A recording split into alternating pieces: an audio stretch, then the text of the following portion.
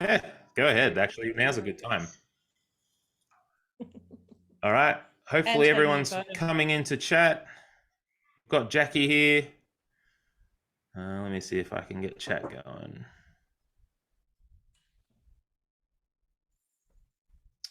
All right. Can I talk? Yeah, yeah, I absolutely. won't show you how much I'm putting in. I'll do that off. Okay. I didn't bring my measurer. Here we go. All right, getting everyone into chat. There's my mum, as promised. Hi, Mum. Hey, my mum. Very handsome son, Mum. Job You well know, done. yep, you've done. You don't even know what you just did, Jackie. Oh, why? You've made her year. I Oh, should it's say just she looks like you. You look like her. no, no. My mum is one of the most supportive people in the entire history of the planet, and yeah, I said this story on Instagram the other day because I used to be in a punk band, and she used to come to every gig, and she used to go like this. Yep. Good buddy. Well, Dave Grohl's mum, she's amazing. She supported him. Look where Yeah, it got him. She yeah, wrote a yeah. book I'm not. about it. Yeah, really. I didn't know that. Yeah, she interviewed all these other rock and roll mums. You should look it up. It sounds Oh, that's fun. Hey guys, everyone's coming into the chat. Welcome everybody. Um, cool. Hi. Got someone else coming in.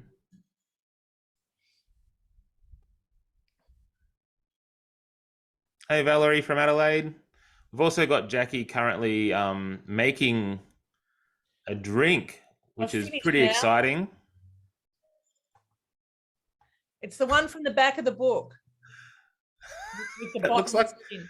that's a hefty drink. It's a big glass. It's these plum glasses. My girlfriends bought me a set when my book came out because it all happened in lockdown. So they sent big big bouquet of flowers and these new plum glasses. Yes, but they're proper plum Oh, glasses. that's really lovely. Yeah, You got some very good kind. friends. I do. If everyone wants to put where you're from, yeah, we've got someone from Adelaide, Valerie from Adelaide. We've got Anne from South Grafton. Sorry, that's my Queensland versus Victorian accent coming out. Um, and yeah, where are you from? But if you're having a drink, obviously you don't have to. But if you're having a drink, what are you currently drinking in honor of happy hour? We've got the martini glass on the front here. We do. Wollongong, hey Joanne. Cheers. That's right. Cheers to Jackie. Cheers. See it? Cheers. Botanist gin and tonic at the back. There we go. That's what I've just made. Oh, that's cool. There's not much to it. Coburg. Oh, awesome. Yeah, Hey, north of Coburg. Melbourne, of course. Ireland. Launceston, Sydney. Wow, Ipswich. Ireland. Ireland. There was an island there. Yeah, I saw. It's pretty exciting. They can't be actually beaming in from Ireland. Well, we actually had someone from Germany and California. We've got people from all over the world. Just you must be that wonderful, Jackie. Well, it could be. I do have an Irish connection. All my family is Irish. I'm the only one that was born here. So it Ah, okay. might be cousin Elizabeth or who And knows. we have Chris here. Chris drinking champagne. Very nice. Posh. Yes, that is posh. So I'm going to put very quickly the link to our Facebook group. So if you're new to Ben's Book Club, which is what we're doing here, that's a link to the Facebook group. But we've been talking about our drinks, and I said that I was going to buy this, and I actually went and bought it. I'll tell you when my book comes out next year, I'll tell you why I bought it now, but it's very exciting, and I bought it because it's something special.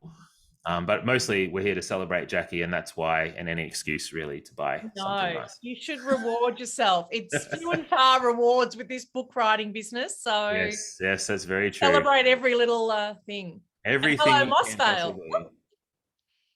Got a lot of people here. This is awesome. Very welcome everybody to Ben's Book Club.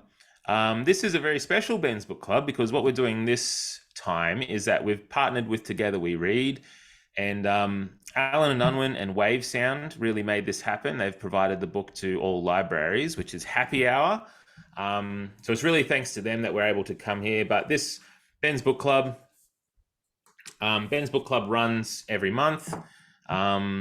and we interview authors about their work, and it's just a really casual sit down chat, but it's also an opportunity for readers to connect with their favorite authors. And so I want to just say right from the bat, if you've got really cool questions for Jacquie, just something that really struck you about the book, feel free to pop it in the chat, and I'll read out the questions to Jacquie as we go through. And now just to introduce Jacquie, you've got a really interesting bio on your website, by the way. It's probably the most, what's the word?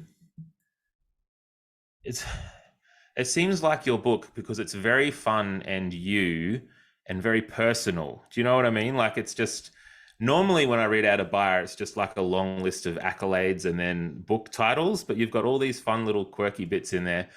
But you awarded a Glenfern Fellowship for Trouble Sleeping, which also received a highly commended in the Victorian Premier's Literary Award for an unpublished manuscript. And this is your debut novel, which came out last year. This is about 1 year old now, Jacquie, is that right? Almost on the knocker, Ben. Yeah, just 1st of September. Wow, so we're right over the corner of 1 year old. What a birthday present. What a birthday present. And it's just, I just heard today that this is going into reprints. Like, everyone's loving this book, which is huge. Like, I think in Australia, a lot of the time a book will come out, and then if not everyone's reading it, it will just sort of fade away and no one will have it on the shelf anymore. So that you've got the legs after a whole year, I think is just real testimony to the quality of your work here. So, well, Ben, you've just sold your second book. Oh, is that a secret? No. That's how much it rides on the first one. So yeah. Come on, everyone. Oh, for sure. Yeah, you need that reputation. So yes, everyone who's been reading Jacquie's book, really, what's the word I'm looking for? Thank you. I think it is a perfect book for a Christmas present. I think, I would recommend this to a lot of the different people in my life. And I think, buying a book is a perfect little quantity, put it in the stocking, take it to your relatives. I think it's a really great present to put into a stocking. But let's start with this.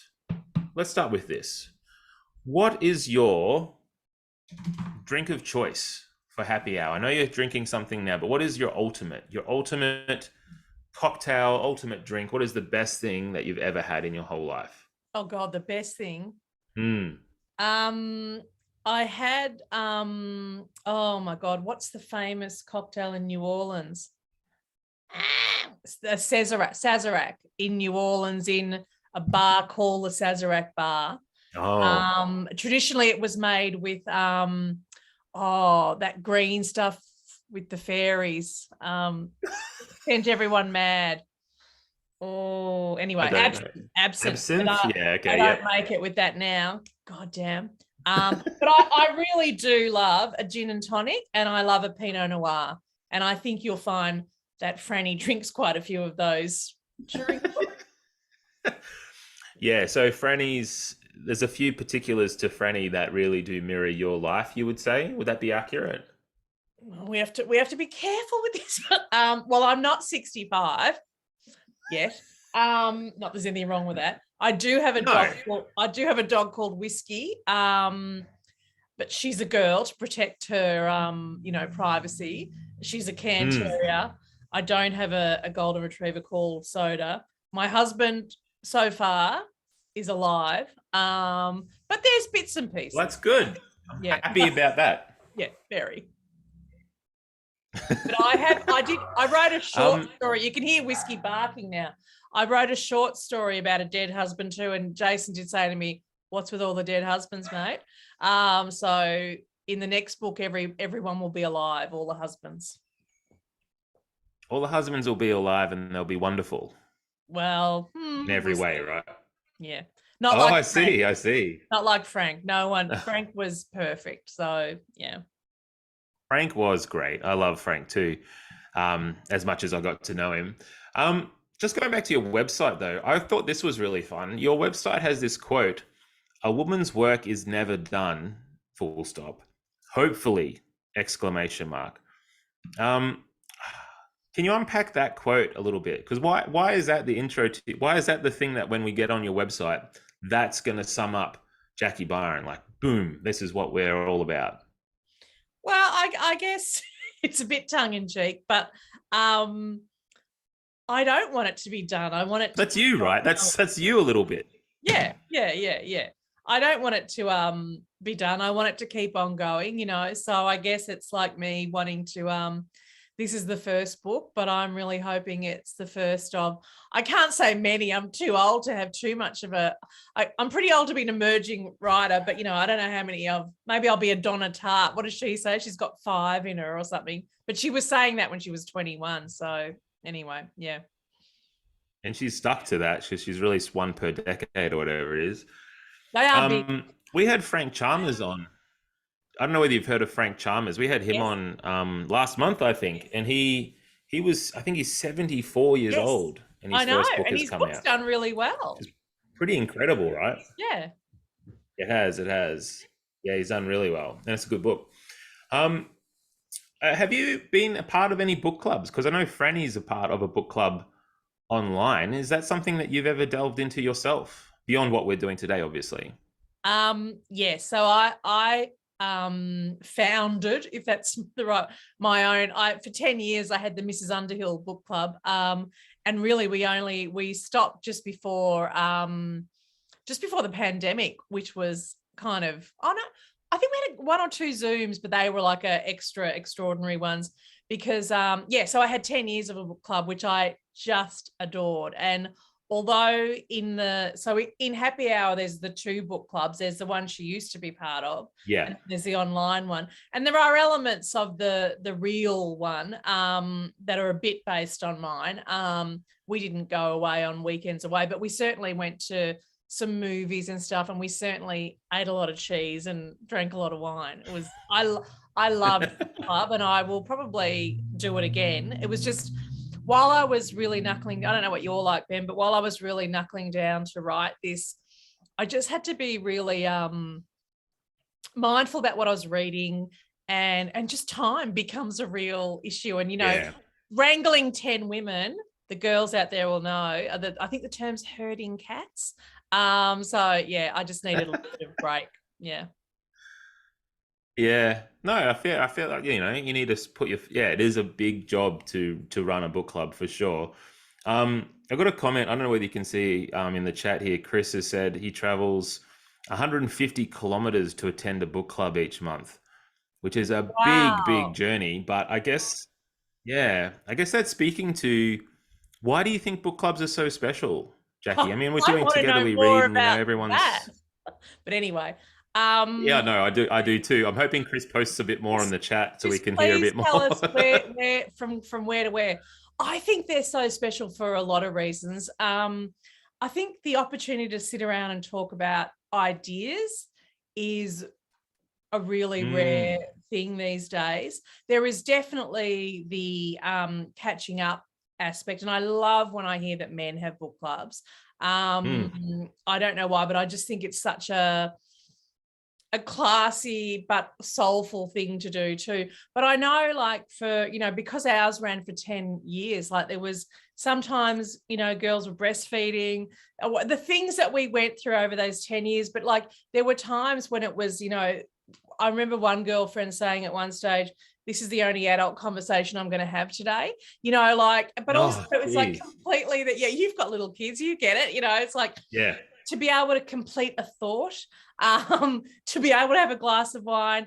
And the conversation goes so far beyond the book. My thing used to be, I used to sit at the end of the kitchen table and I'd have to lean back to see the clock on the oven, and I'd just say, it's 9:30. Do you think we should talk about the book? You know, it was like, yeah. So that's what people love about book clubs. And then there's the bonus of the actual book. But I know some clubs don't even end up talking about the book. Yeah, and I think that's important too, because I think getting together and having all read the same thing and actually talking about what you liked, what you didn't like, and then having someone else sort of push back on that a little bit. Yeah. It's really fun. It's a great opportunity to have interesting conversations, which is, like you're saying, we don't seem to have conversations as much in real life, at Yeah. least, or even online. Like a lot of the Yeah. time online, it's just so everyone's just yelling about their opinions very, very often, So true. And which is a also, bit of a. sorry, go on. No. No, go on, go on. I was just going to say also, you'll just have to shut me up because I do talk too much. No, Um, this is what we're doing. but there's also that thing about discussion and debate as opposed to argument. And Mm, I think these days, just excuse me while I pull out my soapbox, but especially with social media, and Twitter in particular is awful. Like the thing about actually being able to have an argument in the old fashioned way, where you could sit on each side of, you might not even believe it, but you can argue without being personal, a point of yeah, view, an idea. I love that. And book club was like that. And we would deliberately read quite broadly. So sometimes a classic, sometimes something very popular, sometimes nonfiction. And to yeah, read, there was a great one about Henrietta Lacks, who was something to do with the beginning of DNA or something. I can't remember the details yeah. now, but it was an incredible book. And it was about, your cells being spliced up and used for medical research and what that meant ongoing. I'm Mm. sorry, I don't normally have those conversations, No, no, yeah, super yeah. important. Yeah. It's rich. Yeah, yeah. This is why I'm so happy to be doing this book club. Is we get to do this every month. We get to come together and talk about these really cool books, but we actually have the authors here, which is really fun. Um, so you did that for 10 years, which is massive. Like that's a lot of dedicated time on your part. But then was this always something that you harbored, this desire to write your own thing, to be the subject of a book club? Well, I don't know. Once you've been part of a private book club, you know how scathing people can be. I don't know if I ever really wanted to be the subject of a book club. But anyway, Oh hopefully everyone, man, can't I'm they? looking at the chats. Hi from Tamworth, Susan. And I'm so far they're polite. But anyway, I My book club are always brilliant. I'll tell you. good. Yeah, I apprentice am a supporters. journo by trade, so I've always written professionally, but like I've done PR, straight journalism, copywriting, corporate writing. Anyone that's in Australia who wants to make a living from not writing, you've got to, Mm, juggle the whatever. But and they were always really busy jobs, but I always did courses. I loved doing courses. I loved talking about books. I loved talking about writing. I liked talking to other people about writing and, doing little exercises. But then I'd go back to my work life and yeah. not do anything else. So yes, for years I was dabbling, but not with any serious intent, which is why it's taken till now to really pull my finger out. Why did you have not the serious intent? Like why did you just never have the belief that you could finish the project, or it just wasn't something that you ever even struck you? I think for a long time it really was a lovely hobby, and it may still be. We'll see. But anyway, it could be a hobby with a poster, so that will be. I mean, I'd got to walk in and see a book in a bookshop. I'm sorry, that was an exciting moment for me. But look, I think Mm, it was really just a lovely hobby. But the thing that really changed for me, Ben, was I had spent a lot of years doing magazine editing and journalism. And yeah. I went into copywriting. So writing like brochures and stuff. And the minute I started to do that, like that's really prescriptive. Like sometimes it's not just it's a word count, but it might be 5 words. Like it's so controlled. And I think it was the first time in my life where I didn't have other people's stories going around in my head. And all of a sudden the pieces just sort of fell and I could start doing my own stuff. It was really weird. So thank you, copywriting. Yeah. Yeah, yeah, that's funny.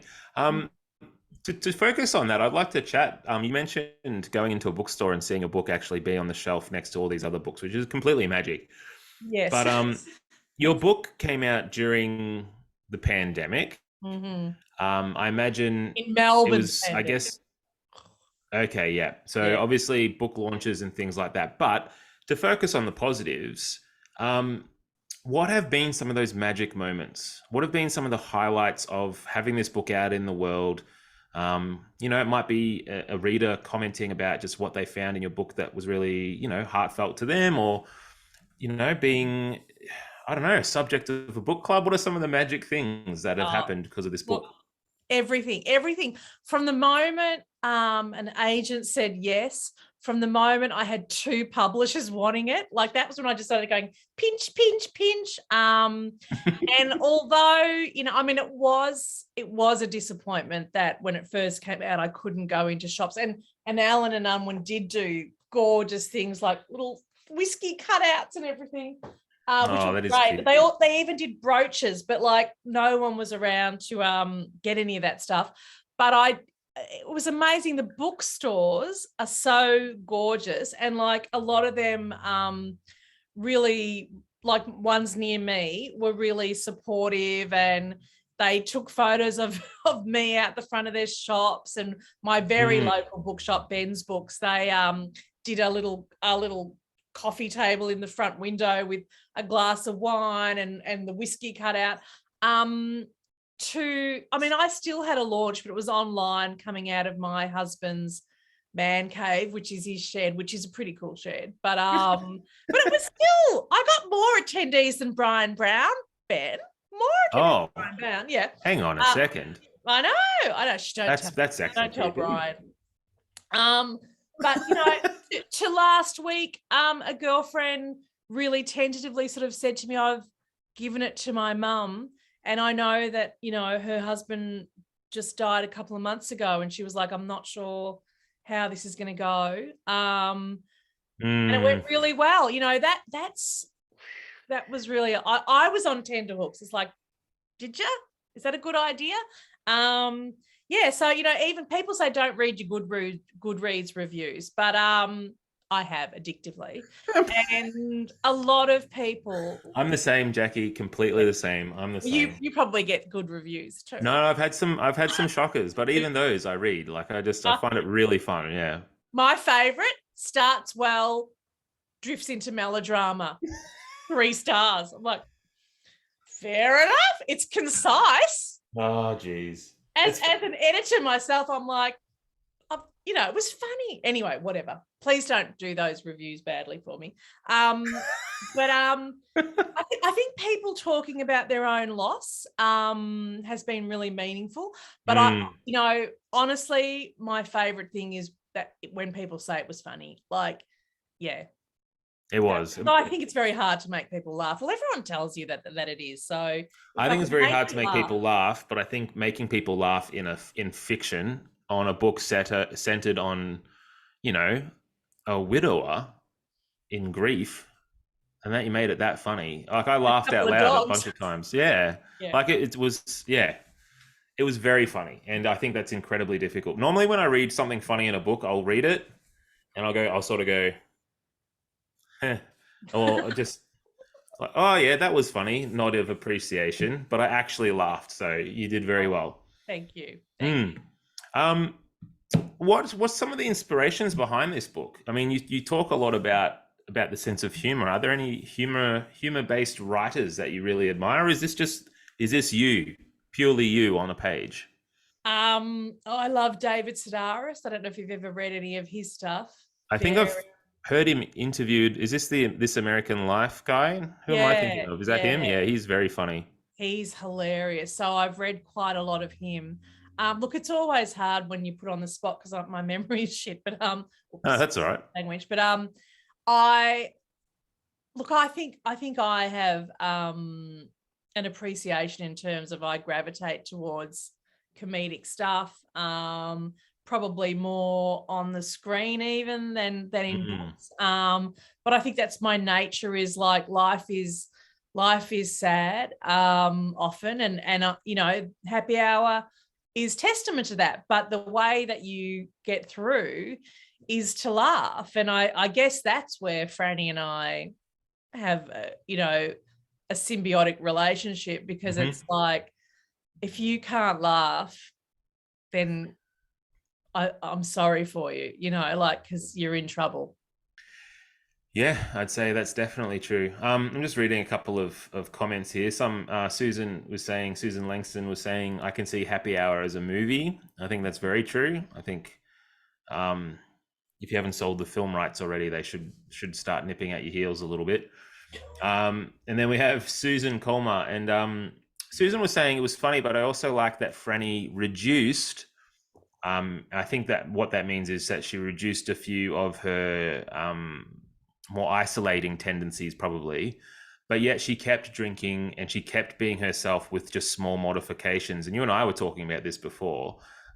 Susan was saying, so relieved she didn't become a paragon. It was much more honest than that. I felt that too, and we were talking, Jacquie, that your agent Grace told you that it's not a book for Americans, because in America it would have to be, whoops, she's quit drinking at the end and it's a happy ending, everyone all around. But it Yeah. felt much more reflective and real and down to earth, I think. Was that always in your head from the beginning, like that you were going to have it end that way? Yeah, yeah. She wasn't going to start doing 12 steps because I think, the thing with Franny is she definitely has a problem with alcohol when we meet her. Mm, But part of that is a symptom of what else is going on. yeah, And, I mean, alcoholism is nothing to be joked about. But I do think with Franny, it's where she's gone to deal with her grief and her isolation. yeah, And once she gets that she always drank. Her and Frank always drank. Some yeah, people drink. It's whether teetotalers like it or not. But some people drink and operate, and they're fine. And I always thought Franny would get back to that, but she was never going to become a teetotaler because also she's like a gourmand, and she like it's part of, she's not going to sit down to oysters without, I don't know which one of our readers was having champagne, but, she's going to do that. It's yeah. part of the ritual and the Mm. theatre, and that's Franny. And, but hopefully not so much on her own and not, falling over and slashing bits of her body and Yeah, stuff. to the point where it became very harmful to her, Yeah, and yeah, isolating, yeah. and sort of she used it as a bit of a shield. Not too many spoilers. Sorry, Malvina. Yep. Oh, someone's here who hasn't read. Oh no, what happened? Oh, someone has said that. Oh Yeah. no.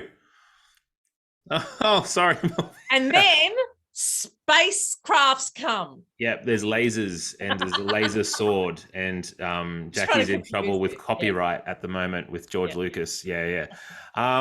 Yeah, no, we will try our best to stray from too many spoilers. Um, Something else, and I wanted to bring this back because Susan mentioned this earlier, and it's something I thought too. It's at the beginning of the novel. Frank has passed away, and Franny is in the midst of her grief and sort of has this new life that she's living in her grief. And I actually found a similar problem when I was writing my first book, because in my first book we started with this young boy and his mother had died, and then he sort of moved away. And one of the notes I got back from the editor was, we don't actually feel his relationship with the mum. That needs to be a bit more dramatized because she's just absent the whole time. So in order for the reader to miss her, and so I came up with these flashbacks and all this convoluted stuff, which I thought were, sorry, I shouldn't talk about my own stuff like that. But I thought this is all my way. Yeah. It's all my way of saying your choice here was very elegant, and this is what Susan said. All the photos of Frank that you use throughout the book, and all the different photos of him and all his different errors and his different, it's like different sides of his personality, and then she would speak to all the different. That was such a brilliant way to connect the reader to Frank, I thought. Was that always like, did that come later, or was that something you always had? Or because it's just such a brilliant device, I was wondering where that fell into the creative process for you. Look, Ben, is it giving too much away that these things just come out of the blue and there's not a great strategy, and sometimes you just go, but I guess, No, that's it. That's it. yeah, when you say to me what elements are from my own life, Yeah. I don't know about other people, but I talk to myself out loud a lot, and I talk to the dog a lot. And then I've lost people, but I've also observed other people losing people, and all of a sudden the house is full of photos of that person when it didn't used to be. I've got a cushion with my dead cat's photo on it now. Like, I didn't have that before Prue died. Now Prue's dead, I've got a cushion with her on it. But that was a bit sad, but whatever. You know, and like when she was a very cute cat. She was a ginger female. Only 1% of gingers are female. Did you know that? Anyway. I didn't know that. I'm sorry, my laughter wasn't. No, I just felt bad. It is pitiful. It is pitiful. But also, like, you know, my dad and my sister are dead, and that's not funny. But like when I take my mum to the graveyard or the cemetery, she sits in front of that plot and she chats away like we're at the dinner table. And I just think people do it. Yeah. So I guess like she just initially started talking out loud to him, and that felt very natural to me. And then I don't really know where the photos came. It was just osmosis, you know, it was just things I've observed. And then I did see the fun in it, you know, and then I had it was a lovely way of bringing to life, I hope, someone that is not there anymore. Yeah. It was a perfect note. And it was, like you're saying, in the tone of the book, it was fun. Like, she had fun with his photos. It wasn't upsetting to her, you know, to look at these only the photos. wedding photo. And she fought with them sometimes, like, you know, like he was really a part there. I probably would do that too, like, bloody idiot, you know. For sure. My mum's in the chat. Everyone say hi to Carol Hobson. Hi, Carol. So my mum has a question. She figured out chat. Well done, Mum. She was saying she wasn't sure she was going to figure it out. She said, I loved her motherly side peeping through. And I'm assuming that means in her relationship with the two youngsters from next door, especially. Yeah. I guess a lot of the questions I have are about how did you come up with these sorts of things? But that was sort of the heart of the book, it felt like, right? It just sort of, we had this person who was sort of trapped in their grief cycle and isolating themselves and living this life out, and she was probably just going to continue this way. And then it was her sort of being this support person, being this mother to people next door, that really brought her out and sort of brought her back to life a little bit. Was that always like the whole point of the book? Was that always what you were going to do, or did you just come up with Franny and sort of see where she took you? Well, Carol, that's a good question. Initially the idea was really about the beginning of the idea was, how can you get away from everyone in your life wanting things from you, which I think, I'm not saying men don't feel it, but I think women do occasionally. And so that's the very unromantic first concept I had. And then it was like, what about if someone just stays at home but turns away from everyone? But then really the initial story was the friendship between Franny and the teenager next door, the girl. But then little Joshy trotted in, and really at the beginning, and once again, I don't know if this happened to you, but he was almost just a pawn in I thought, like, and I'll need another kid and he'll, you know, rah, rah, rah. And the more this sounds really ridiculous and wanky, but got to know him, Franny fell in love with him because I fell in love with him. And basically he's the son I wish that I had, and that I used to want Bart Simpson, but that's, you know, theoretically. And then, you know, it was like he's just so gorgeous, and a bit of him, like Dee's gorgeous too, but I really thought that was going to be the very pivotal relationship, and it is. And I think, you know, if you did volume 2, the meaning that Franny would have in Dee's life would be quite astronomical. Yeah. Like, I've just had an idea for book 2. Yep. Anyway, you need to pause. You can write something down if you need. No. But I like, he just became such an important, and she is, you know, deep down very maternal. Once again, now I have to be careful about spoilers. But yeah. But I'm a godmother. And part of Josh is based on a little kid that he's a big boy now, but he was very camp, really, from when he was like 4. I remember sitting on my knee and wanting this brooch that I had on, which was pretty grandiose. And it just hasn't been easy for him, even though he's a young man of these modern times. It's still not easy, No. Speaking as a high school, in a different direction, but No, I thought the way you handled that stuff was really, really well done. 'Cause I'm a high school teacher as well. Like I do see kids who are more sensitive and more quieter and more maybe, feel more things. They often are the ones who unfortunately, get to feel the worst of things with other people pushing them around a little bit.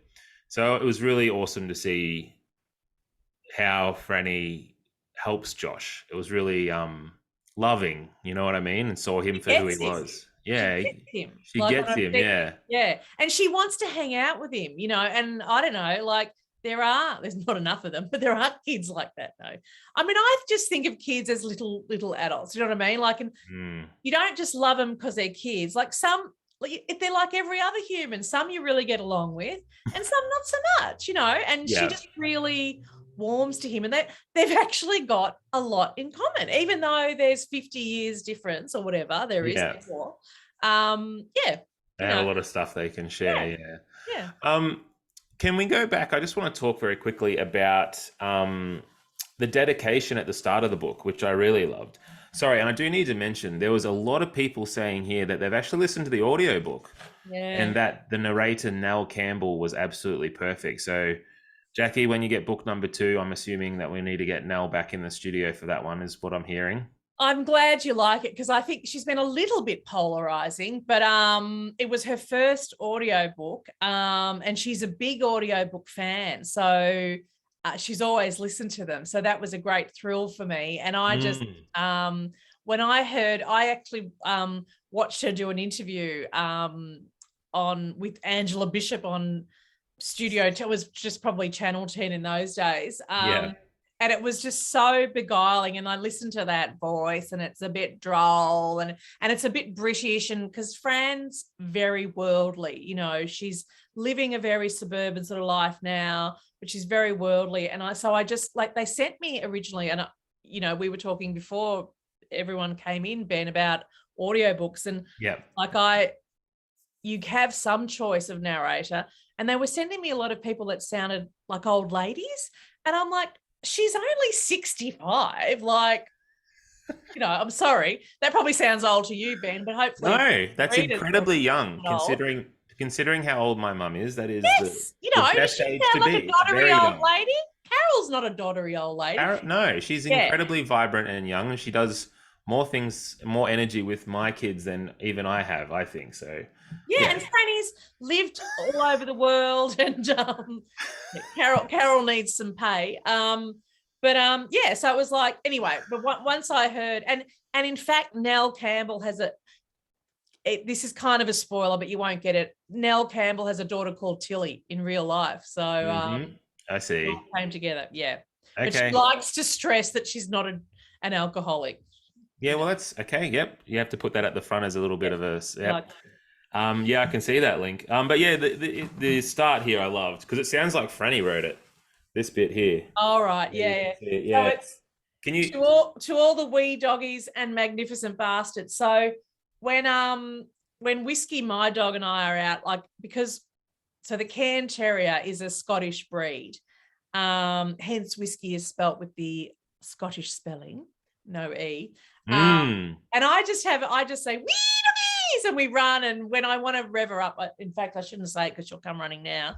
So that was all the wee doggies, because she was a big inspiration for the dogs in this book. And then my husband has a habit of saying, so his last name's Underhill, and he always says, Underhill, you magnificent bastard. So, yeah. I love him. I want to meet this guy. He's all right. He's all right. You magnificent. I might need to steal that. That just that's pump you up a bit, hey? Yeah, Just yeah, about exactly. yourself. You Yeah. be your own cheer squad. Be your own cheer squad, absolutely.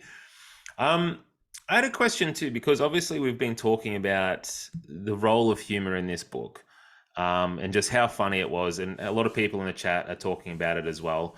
Um, but how important is humor in fiction in general, do you think? Because I have to say, even some of the crime thrillers that I read, which get quite dark, they always have these little moments of humor poking through. And so, why do you think humor is so important in books and fiction in general? I think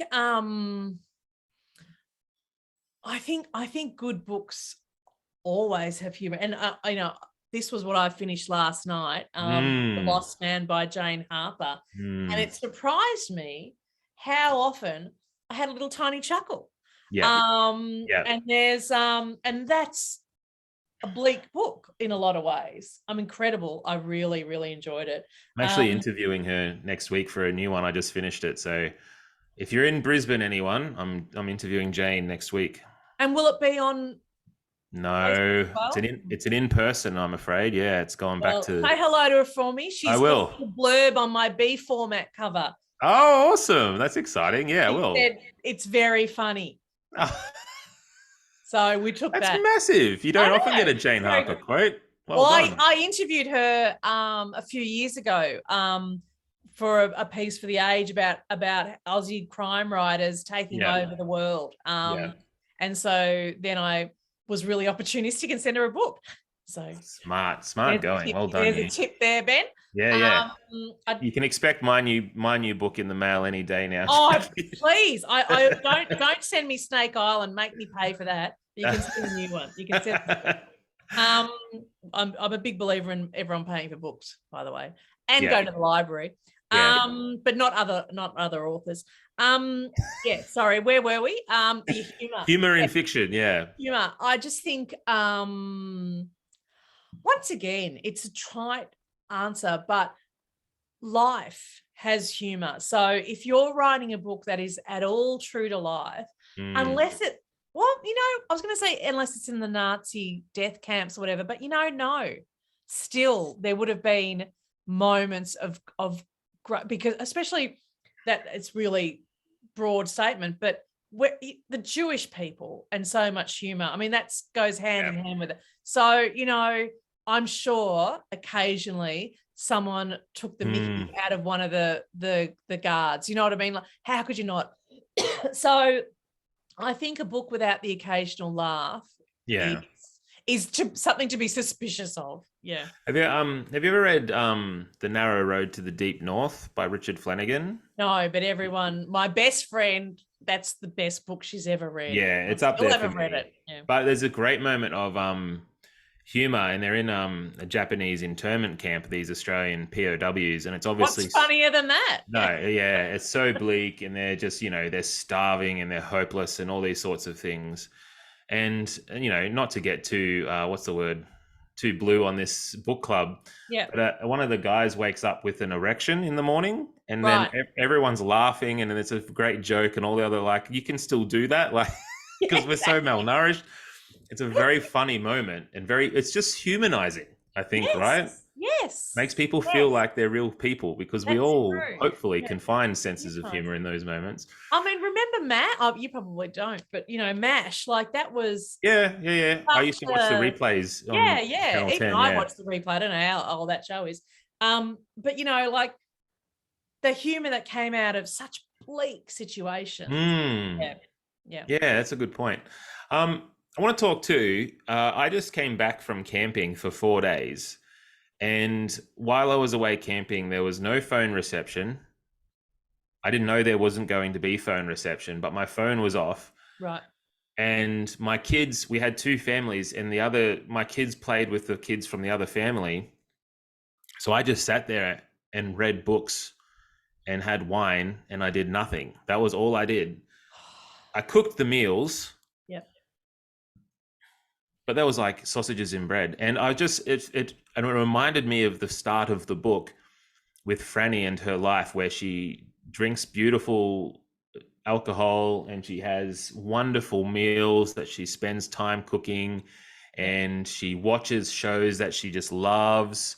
And I was like, this is some weird paradise. Like, it just sounds so amazing. Mate, I think that's my dream myth of retirement, which will never Yeah. happen for my generation, and you can forget about it. But you had 4 days, and so enjoy that. Um, but yeah, and don't forget, and this is actually once again pulling out soapbox, another message. She has an interest, a passion, a hobby of her art that is another really, like, that's another thing that grounds her, and that really, Mm. yeah, so that, I guess what I wanted to show at the beginning was she's not and in the same way that you can be older and not self-isolating as she is, and just having a great life and be single, not even older, just be single and be having a great life. I really believe that you can. Yeah. And I know people that do. But so she's not a completely tragic character at the beginning, No. until you get to realize what she used to have. And it's how social she used to be, so social. And Yeah. I'm talking about it now like she's real, but you can't tell me that she doesn't miss that. And Yeah. yeah. You find out why she's doing it. Like, she can, yeah. And it's almost like once she unpacks everything, she sort of moves back to that mode of operating, but she's just doing it in a way that's very healthy. Like, these are all things that she finds a great deal of joy in, like her art and like her cooking, and she just loves spending time on her own, which Yeah, and I think she'll be able to find a balance. Here we go once again, as though she's real, but because and also she's at that time of year and time of life, but also, she is, I think, that last generation, and it's very privileged life that she lives. And in fact, one of my editor's notes was, do you want a real behind the scenes, like, yeah, yeah, one of the absolutely. reasons she hoes into some Aldi champagne is because, like, my editor's like, she's too posh, like, she's spending too much money. And I didn't see her as posh, because I know her house and whatever, and Mhm. it's like her money doesn't go into her cars and everything, but it does go into her booze and her rice and whatever. But yeah, so it was like the Aldi champagne and a couple of other things were to, and Ground but her a she bit more. does. She's a very certain, Yeah. white type of older person that probably isn't going to, exist much longer. No. Yeah, yeah. It was kind of refreshing to just see someone enjoying, you know, doing art. Like, it's just so cool. I don't know how many characters we see just enjoying their lives. And yeah, you slowly start to learn that it's not all about enjoyment, but it's just, I don't know. It was just sort of the way she threw herself completely into those things. I just found really appealing. Um, just a quick note, we're actually almost out of time, if you can believe that, Jackie. I feel like we just started. Yeah, no, it's crazy. Ben's Book Club has a hard cut at 8. So for anyone in the chat who wants to, sorry, first of all, there's the Facebook group. Go join. We have great chats throughout there over the course of the months. But yeah, if you have any questions left for Jackie, now's the time to pop them in there so we can get to talking about her. Yeah, Susan saying she did wear and have such interesting clothes. To me, that made her less narrowly posh. So she wasn't posh. Oh, good. Yeah, she wasn't She's posh not posh. posh. She's not posh, but I think No. it just looked like she was throwing money around a bit Well, too posh much. posh to me sounds like a person who's putting on a bit of a show. And Yeah, to yeah. me, I don't think she was. She just really liked expensive stuff here and there. You know what I Yeah, mean? here and there, exactly. Yeah. Um, not to get into too many spoilers. Sorry, I've forgotten the name of the person up here who told us to. Let me scroll back up to see. Malvina, yes, we'll avoid spoilers, but I wanted to very quickly talk about the moment where Franny finds the letter that Frank wrote for her, and not giving too much away, but I just thought the way that was worded was pretty incredible, and I wanted to talk about just how long did you spend crafting that tone that he had, which was felt real, it felt authentic, but it was also such a picture of his love. And yeah, I want to know how much time you spent, and please don't tell me it came out instantaneously because I'll be mad and jealous. It came pretty easily. Knew it. I'm I looking knew it around though, in did. case my husband's around. I guess I really did put into words some of the things that I feel, but I am blessed with a lovely husband. And obviously there's, the gender thing, but I just, I don't never say these things to him, but I guess, if I was to write them down, yeah, it was like, but I think by that stage, it really was written very late in the piece. And by then, I think I just knew Frank very well by then. And I had a very strong idea of the love he felt for her. And, and there was one other editor's comment along the way was, he's a bit too perfect and we need to, and in my heart, I knew that. Even as I was writing, I was like, this guy's too good to be true. But I think I knew in my own head his reality. And so, but it wasn't coming across on the page. So there's a couple of things that were added later to make him seem a bit more human and flawed. But yeah, no, that came pretty easily. Yeah. And also his it's very hard to talk without the spoilers, but his regret for, some of the things that weren't around. I just felt that came, he would talk about that because, Do you feel it? Do you feel while you write it? Do you feel all of the things that the book is taking you through dramatically, or are you more watching something unfold, but you're a little removed from it? I'm just curious. No, if a section made me cry, I'd be like, oh, this is good. And to be honest, I read the section about Tilly the other night for something I was working on, and I was like, oh, and I'm like, what happens here, and you made it up. Why are you still getting verklempt? So it's like, I think that's a good sign. I don't know. Yeah. I'm not quite sure that making yourself laugh is as good a sign. But yeah, I don't know. For some reason, I think pain and sorrow is a little more across the board than humor. Humor is a bit more subjective. Like we all find different things funny, but I think we all find a lot of sad things sad. You don't have to have a child to know what it's like, or to imagine what it's like to lose a child. To see a house, you look at people's houses being flooded. I don't have to have my house flooded to feel that kind of hard to come back from, all those sort of things. But humor is a bit different because you might see someone slip over on a banana and think, I hope their leg's all right, whereas I might think, hilarious, whatever. It would be funny. Speaking of, I actually wanted to talk to you about what I found to be the central theme of the book, which was what you were just saying, which is this idea of loss. Because to me, the book is all centered on a variety of different characters dealing with different types of loss. So you have that new family next door who separated from, their father and husband. So they've sort of lost that family center that they had.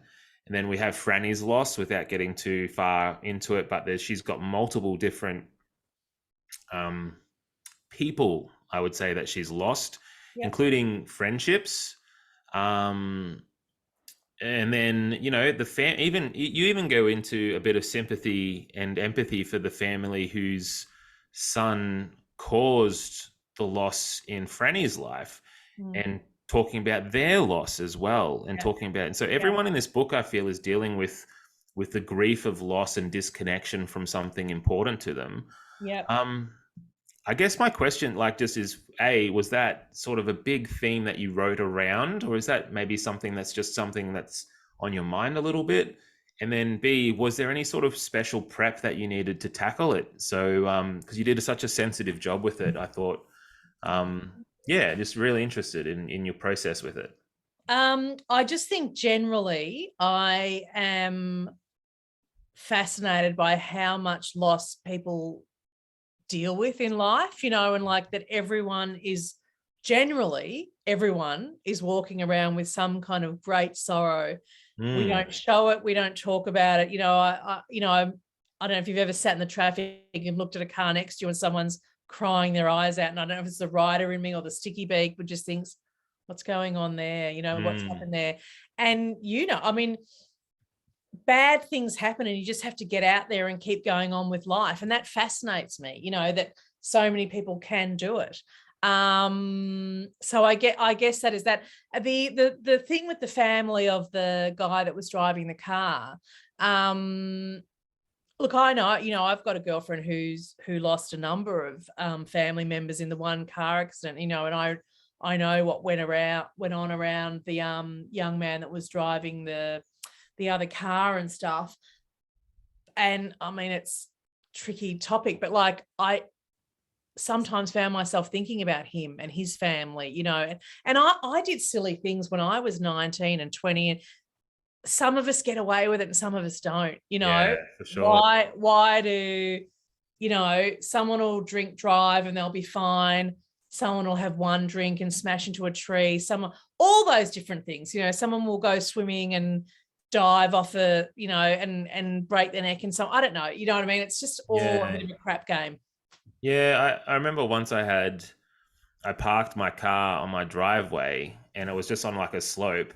And when I came back out, my car had rolled down into the road. And it's like this little back street, but I hadn't put the handbrake on hard enough, which I think everyone's probably done. But the thought that, that little mistake, that little lapse in thought would have caused an accident. Like imagine if a kid had been riding by while the car rolled down. Like it did a number on me. It did a number on me for a few weeks where I was just really thinking well, you'll about never it. not check your handbrake again. No, exactly. But Yeah. that could have happened to someone else. You see those stories on the news where someone backed over their own kid in the driveway, and you just think, okay, well, I just wouldn't get over that. Like, No. but They do somehow move on. well, they deal with it, yeah. They deal with it, yeah.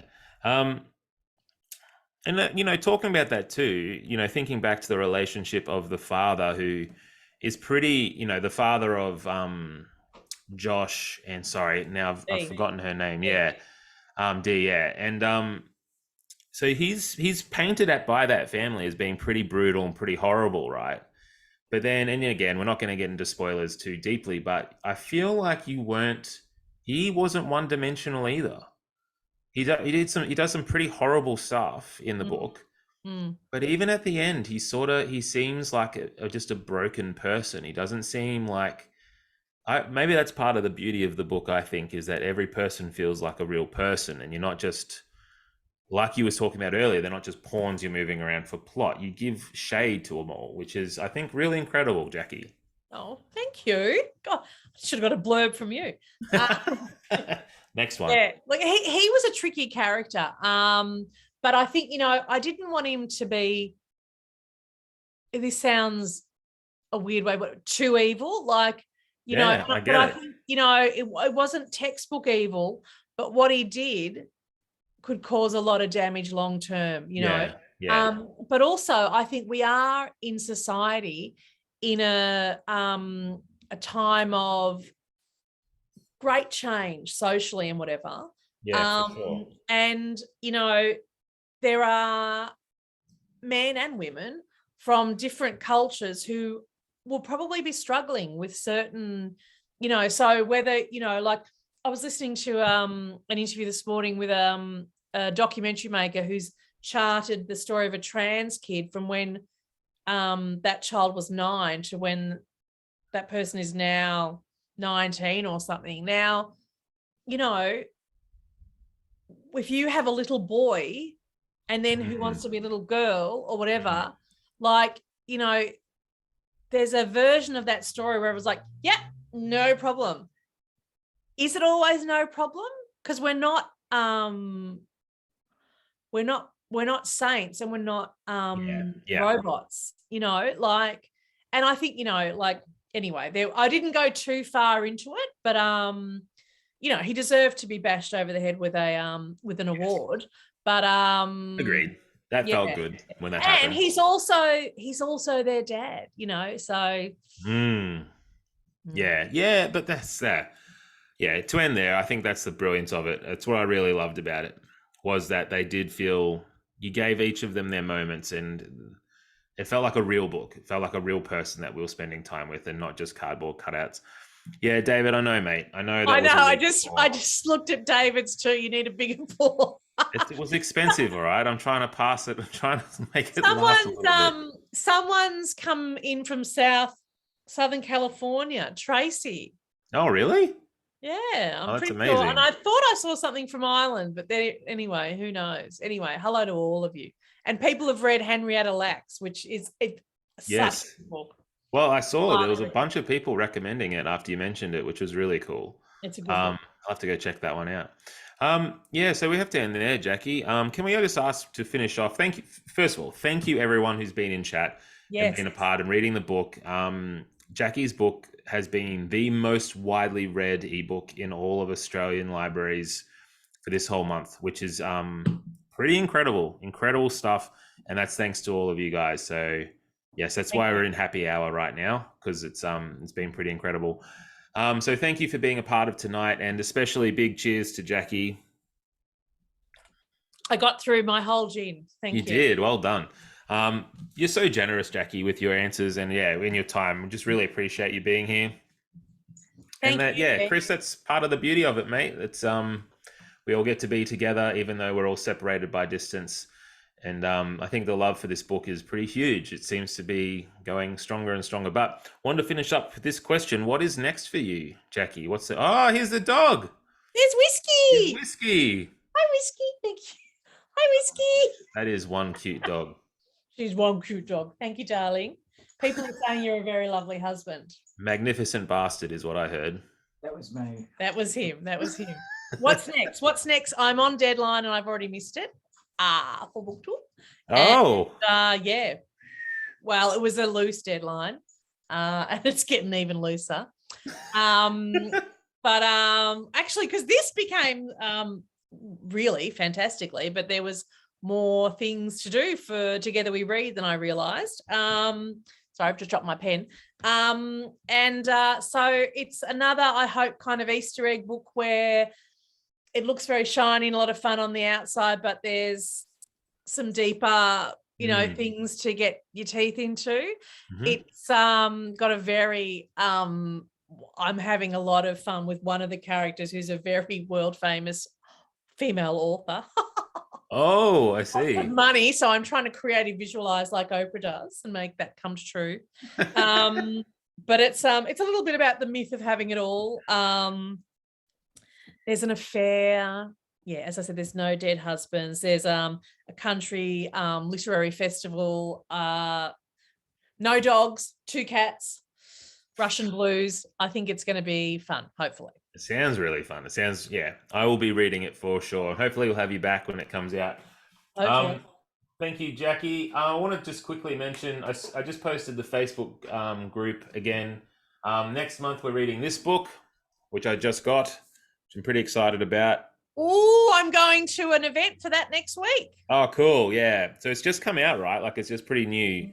So we're reading this one next month. So that will be on the Libby app throughout Australia. You can get that ebook at any time. And so lots of people can have it at once next month. But yeah, if you join the Facebook group, I sort of send all details and events and stuff like that. But yeah, otherwise, thank you, everyone. And especially thanks to Jackie.